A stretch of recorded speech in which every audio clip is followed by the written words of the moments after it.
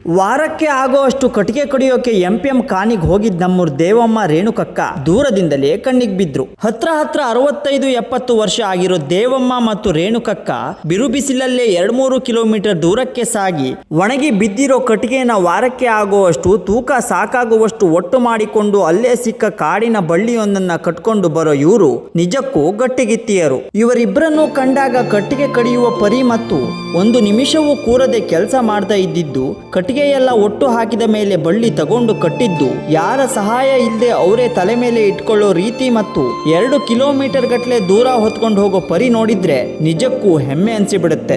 ಈಗಲೂ ಕಷ್ಟಪಟ್ಟು ಕೆಲಸ ಮಾಡಿ ದುಡಿದು ತಿನ್ನುವ ಜೀವಿಗಳು ಇವರು. ಮನೆ ಹತ್ರ ಹೋದಾಗ ಸಿಕ್ಕಿದಾಗೆಲ್ಲ ಪ್ರೀತಿಯಿಂದ ಮಾತಾಡಿಸೋ ಇವರಿಂದ ಪ್ರೀತಿ ಪಡೆದ ನಾನೇ ಧನ್ಯ ಎನಿಸಿಬಿಡುತ್ತೆ. ಹಳ್ಳಿಗಳಲ್ಲಿ ಈಗಲೂ 65-70 ಮೇಲ್ಪಟ್ಟ ವಯಸ್ಸಿನವರು ಇದೇ ರೀತಿ ಇನ್ನೂ ಕೂಡ ಗಟ್ಟಿಯಾಗಿಯೇ ಇದ್ದು ದುಡಿದು ತಿನ್ನುತ್ತಿದ್ದಾರೆ. ಕಾರಣ ಅವರ ಅಂದಿನ ಜೀವನ ಶೈಲಿ ಮತ್ತು ಆಹಾರವನ್ನ ಈಗಲೂ ಹಾಗೆಯೇ ಮುಂದುವರಿಸಿಕೊಂಡು ಹೋಗುತ್ತಿದ್ದಾರೆ. ದೇವರು ಹೆಣ್ಣು ಮಕ್ಕಳಿಗೆ ಶಕ್ತಿನ ಸ್ವಲ್ಪ ಜಾಸ್ತಿನೇ ಕೊಟ್ಟಿರ್ತಾನೆ ಅನ್ನೋದು ಸುಳ್ಳಲ್ಲ. ಮನೆ ನಿರ್ವಹಣೆಯಿಂದ ಹಿಡಿದು ಧೈರ್ಯ, ಪ್ರೀತಿ ಇವೆಲ್ಲ ಕಂಡಾಗ ಹೆಣ್ಣು ಒಂದು ಶಕ್ತಿ ಎಂಬುದು ಸತ್ಯ. ಮನೆ ಕೆಲಸದಿಂದ ಹಿಡಿದು ದೇಶ ಕಾಯುವ ಯೋಧೆ ತನಕವೂ ಹೆಣ್ಣು ಸರ್ವರನ್ನು ರಕ್ಷಿಸುತ್ತಿದ್ದಾಳೆ. ಅದಕ್ಕೆ ಹೇಳೋದು ಯತ್ರ ನಾರ್ಯಸ್ತು ಪೂಜ್ಯಂತೆ ರಮಂತೆ ತತ್ರ ದೇವತಃ ಅಂತ.